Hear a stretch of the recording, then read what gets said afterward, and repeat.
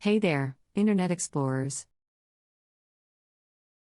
Welcome back to our channel. Today, we're diving deep into a topic that affects us all in this digital age: cyberbullying. Let's start with a small story of my friend Sarah. 12-year-old Sarah was a new student at her school. She was shy and didn't know anyone, so she spent most of her time at lunch by herself. One day, she was sitting at her lunch table when a group of older girls came over and started making fun of her. They called her names, made fun of her clothes, and told her she didn't belong. Sarah was humiliated and didn't know what to do. She started to avoid going to lunch altogether. The bullying continued online.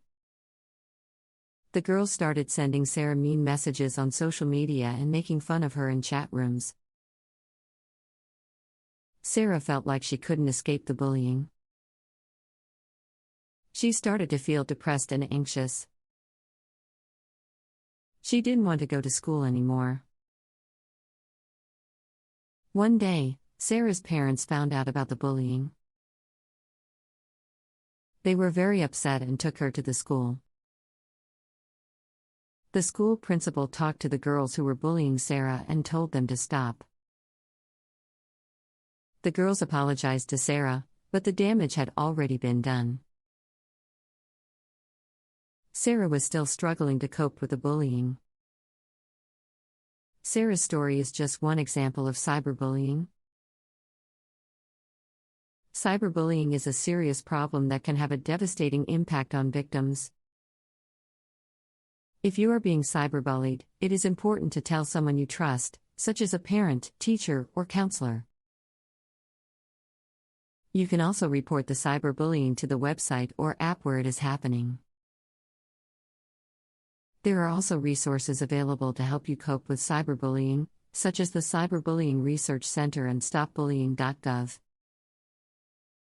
Here are some tips for preventing cyberbullying.